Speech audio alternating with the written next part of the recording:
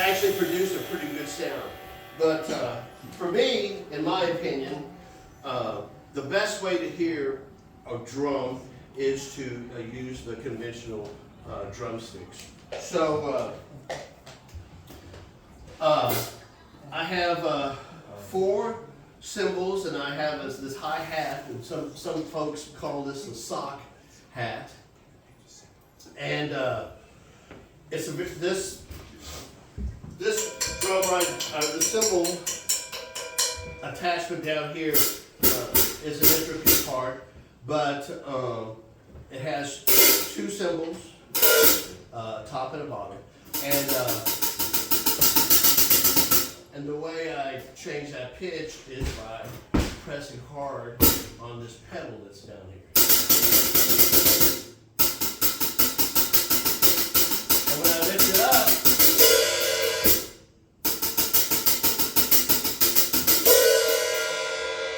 and of course, you know, the softer you play it,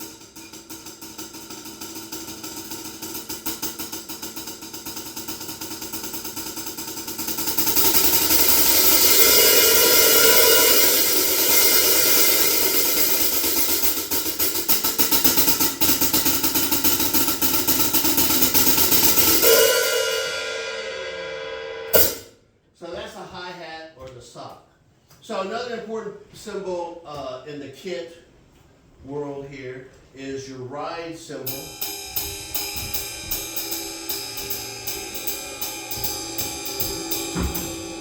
And then, you know, you can hear the difference between a ride cymbal and a hi-hat cymbal. You hear the different pitches, you know, and this little part, I'll take it off. I'm going to take it off, and I'll unscrew this little mount here and show you. You know, every cymbal has a bell. This is what we call the bell, and this is the body of any cymbal. The bell is an intricate part, and each cymbal, no matter what size it is, has a different tonality of bell. On the ride cymbal, in this particular cymbal,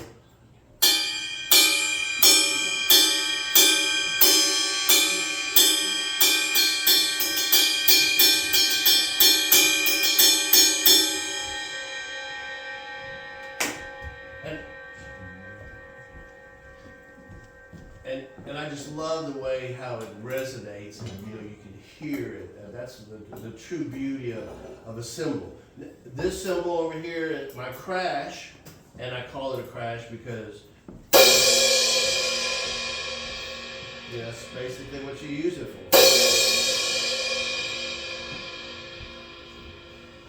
It has a bell, a little bit bigger, so it has a deeper sound.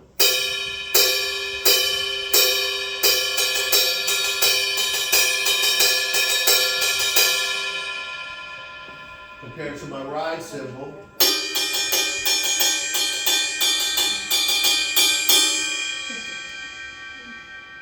You hear the difference?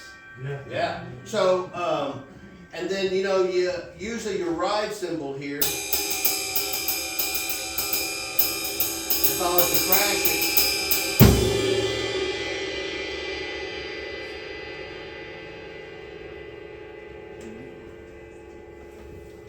kind of want the cymbal to breathe.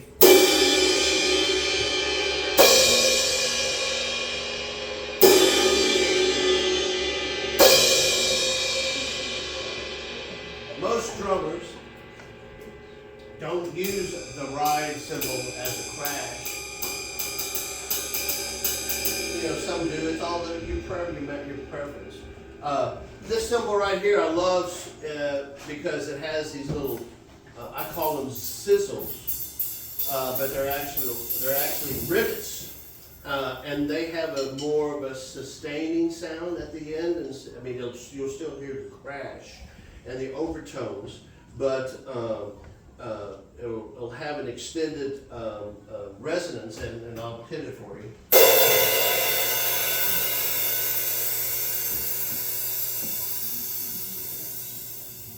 Hear the difference in it. When you let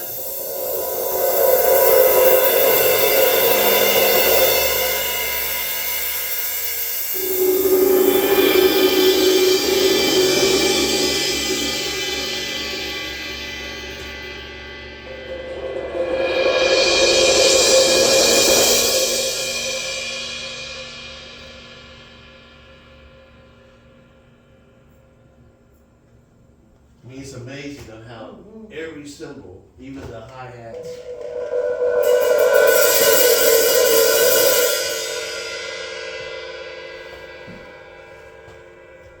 just have a totally different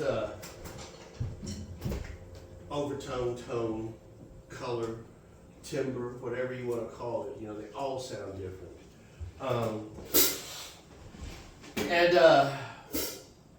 The heart of the drum kit is the bass drum here.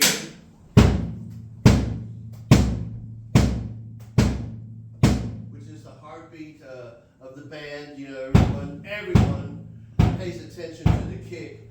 You know, I can sometimes feel it. You can feel it, you know, in your heartbeat. But kick is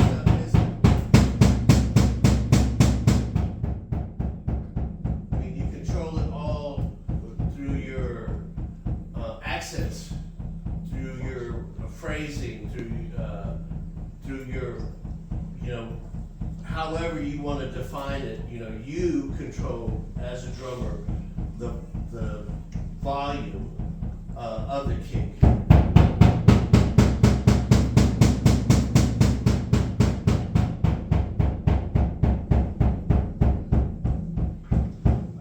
And then the other low instrument on the drum kit is a floor tom.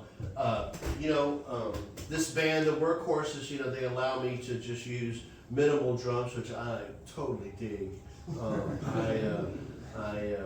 I love the three-piece, but the floor tom has a low sound though.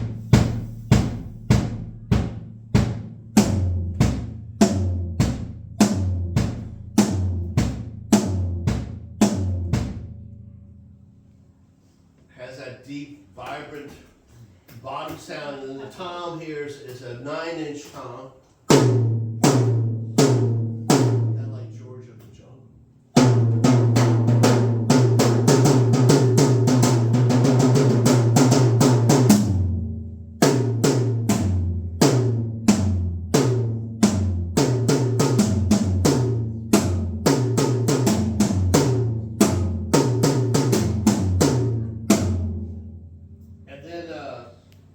The other drum that's a very important part of a kit drum set is the snare. And the cool thing about the snare is that you get two different variations. You get a tom sound like this, but it's going to sound like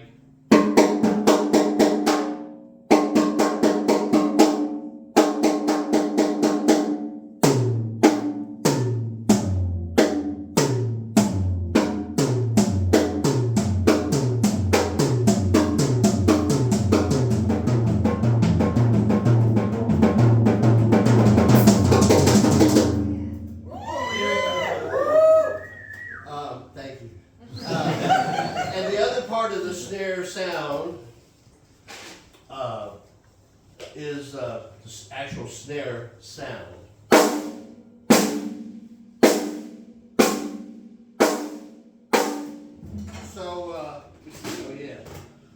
So the way how those two sounds are different, there's a clutch on here that changes.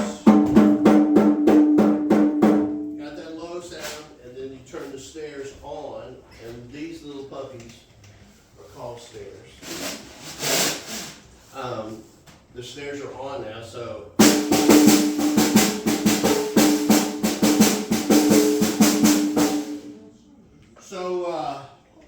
that's basically the different sounds of the drums that I use here for this ensemble. And like I said, you know, these boys, the Workhorses, they were so generous into letting me still play with them after 6 or 8 months, so I'm very happy. But 2 years. What I'm gonna say, do for a while is play,